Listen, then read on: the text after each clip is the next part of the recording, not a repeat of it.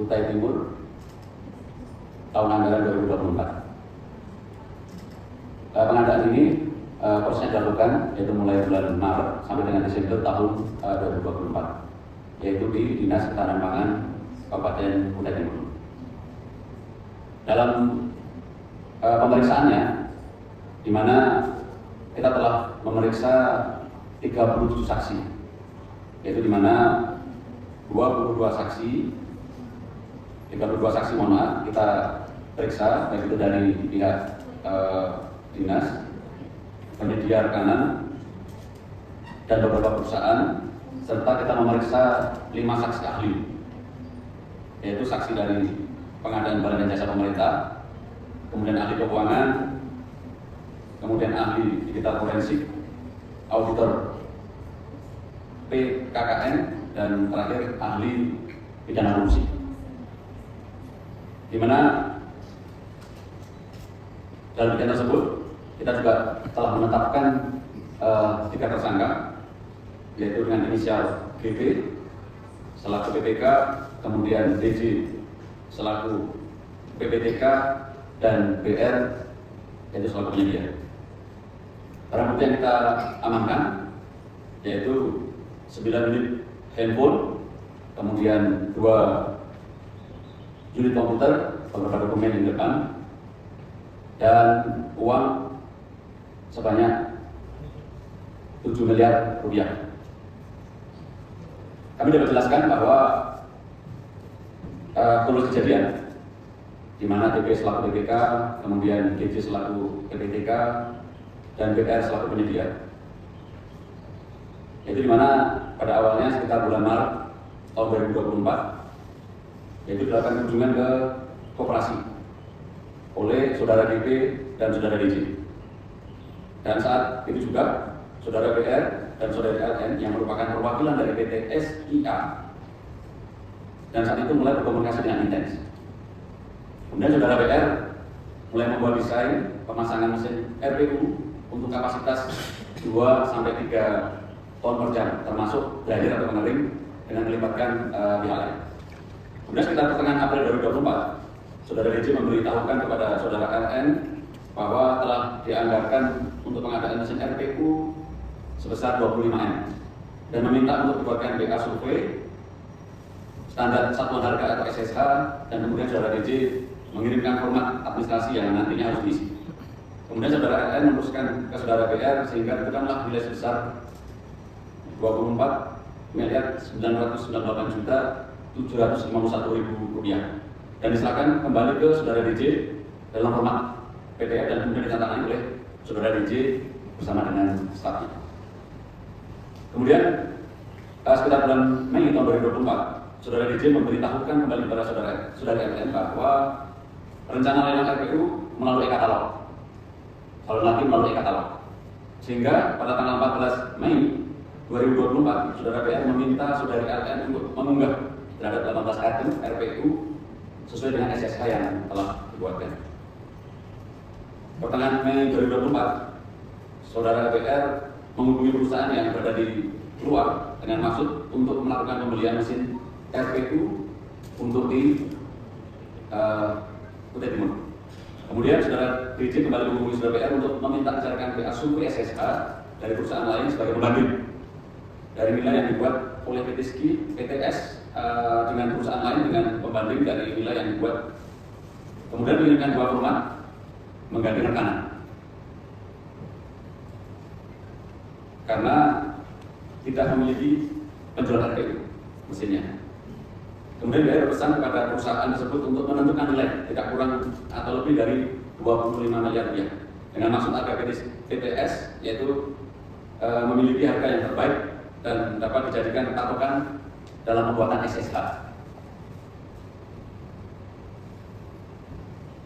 Kemudian terhadap BA survei SSH, kedua perusahaan tersebut dikirimkan kembali ke saudara BR, ke saudara DJ untuk ditandatangani saudara DJ, dan dilakukan pada tanggal 24 Juli sampai dengan 2 Juli 2024 dilakukan perjalanan ke luar negeri dengan tujuan salah satunya itu mengunjungi pabrik tempat produksi alat pertanian terhadap alat RPU tersebut.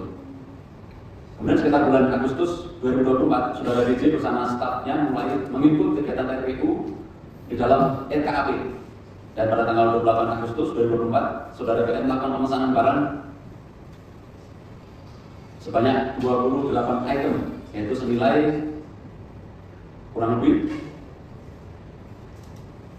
2.438.462.040 rupiah, 135.948 USD kurs pada saat itu. Dan melakukan PO dengan PT ETM sebagai perusahaan jasa ekspor impor. Namun AF baru menerbitkan commercial invoice pada tanggal 1 September 2024. Kemudian sekitar awal Oktober 2024, Saudara BR membuat kesepakatan dengan penyedia lokal terkait pembuatan alat pendukung RPU, termasuk dengan jasa pemasangan atau perakitan mesin RPU di lokasi. Kemudian perusahaan lokal tersebut ketika membuat kesepakatan dibayarkan DP oleh Saudara BR yang selanjutnya dibuatkan PO kepada masing-masing pada tanggal 28 Oktober 2024. Namun, Saudara TA baru dibuatkan PO tanggal 30 Oktober 2024. Kemudian berlanjut pada tanggal 16 Oktober 2024 terbit DPAP terkait dengan kegiatan pengadaan mesin RPU senilai 24.998.751.000 rupiah. Kemudian Saudara DP mulai membuat dokumen spek atau KAK tanpa melakukan survei. Membuat dokumen spek atau KAK tanpa melakukan survei dan hanya menyalin produk yang tertera pada DPAP tanpa memperhatikan SNI, TKD, PDN maupun garansi produsen.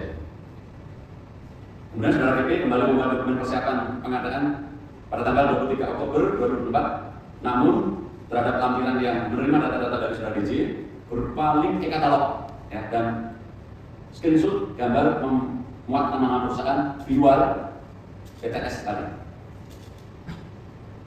Kemudian pada tanggal 25 Oktober 2004, Saudara BR mendapat kabar dari FSE bahwa mesin RPU sudah selesai dan siap direncanakan ke Surabaya pada tanggal 9 November 2024 dan akan dikirim langsung ke Sangatta, Kutai Timur.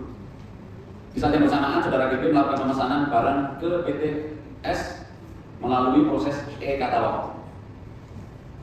Kemudian tanggal 29 Februari 2024, Saudara DJ menerima pengiriman barang dari PT Skill, namun karena gudang mesin RPU tersebut belum ada, sehingga dititipkan sementara di gudang yang sudah disewa PT S sebagai tempat penyimpanan sementara. Dan terakhir pada tanggal 3 Desember dilakukan pemeriksaan hasil pekerjaan dilakukan oleh DJ dan menerima pekerjaan PTS sepenuhnya 100%. Padahal di lapangan kondisi barang masih berada di dalam peti atau box. Dan ketika dilakukan pengecekan kembali, mesin RPU yaitu belum selesai dipasang dan digunakan, namun menggunakan tenaga genset. Jadi mesin sudah bisa digunakan namun memakai genset karena wilayah tersebut bukan wilayah komersil atau masih berada di sekitar wilayah Pertamina. Sehingga dari kronologis tersebut kita dapat menyimpulkan bahwa ada modus operandi yang kita simpulkan, baik itu dari DP selalu PPK, DJ selalu PPTK, BR selaku penyedia. Di mana modus operandi dari GP, tersangka GP, melakukan penunjukan secara tidak benar dan mengarah ke salah satu penyedia, yaitu yang pertama tidak membuat spesifikasi, kemudian spesifikasi teknis mensyaratkan tidak adanya SNI, TKD, TKDN, PDN dan garansi produsen serta dokumen lainnya. Kemudian dalam membuat dokumen persiapan pengadaan DPP sebagai syarat untuk melakukan proses evaluasi dengan tidak melakukan survei secara langsung atau tidak. Kemudian melakukan pemeriksaan dan serah terima pekerjaan 100% pada kondisinya waktu itu masih berada dalam box atau peti dan belum dilakukan uji coba. Kemudian tersangka DJ selaku PPTK, yaitu secara bersama-sama atau turut serta dalam melakukan pemilihan penyedia yang tidak berkompeten dengan cara yang pertama membuat berita acara survei standar harga satuan dengan meminta bantuan dalam kurun tanpa melakukan survei kepada BTS, yaitu sebagai syarat administrasi atau formalitasnya dalam mengajukan SSC atau standar harga satuan harga. Dan yang kedua membantu saudara DP dalam menyiapkan dokumen persiapan pengadaan atau DPP dengan meminta BTS IA. Kemudian yang ketiga membuat dokumen pembayaran terhadap pekerjaan yang sudah dinilai 100% padahal kondisinya pekerjaan belum dikategorikan selesai 100%. Kemudian tersangka BR selaku penyedia. Modus peran ini yaitu perbuatan melawan hukum yang dilakukan sebagai berikut. Yang pertama, memberikan dokumen berupa summary dan spek kepada saudara DJ sebagai dasar penguncian barang di dalam RKA atau DPA dalam perubahan. Kemudian membantu saudara DP, yang kedua membantu saudara DP melalui saudara DJ dalam membuat dokumen persiapan pengadaan DPP, yaitu dengan menyiapkan data berupa link e-katalog dan screenshot gambar barang yang merupakan lampiran dari DPP tadi. Memberikan barang tidak sesuai dengan spesifikasi. Dengan penentuan tadi hasil pemeriksaan saksi, tersangka, kemudian adanya barang bukti, termasuk modus operandi, maka penyidik yaitu menyangkakan pasal. Yaitu yang pertama Undang-Undang Nomor 1 Tahun 99 tentang pemberantasan tindak pidana korupsi sebagaimana diubah dalam Undang-Undang Nomor 20 Tahun 2001 tentang perubahan atas Undang-Undang Nomor 31 Tahun 1999 tentang pemberantasan tindak pidana korupsi.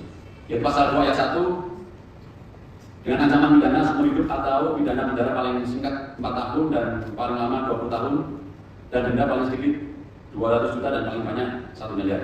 Kemudian pasal 3 dengan ancaman pidana seumur hidup atau pidana penjara paling singkat 1 tahun dan paling lama 20 tahun dan atau denda paling sedikit 50 juta rupiah dan paling banyak 1 miliar rupiah.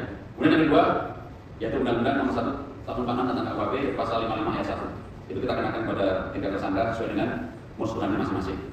Dan kita ketahui bersama bahwa untuk pagu sendiri, secara langsung pagu dari pengadaan Senpres Purchasing Unit ini, kesampaian tadi itu sebesar 20 miliar, kemudian menjadi 24,9 dan ditemukan kerugian negara sebesar 10,8 miliar rupiah.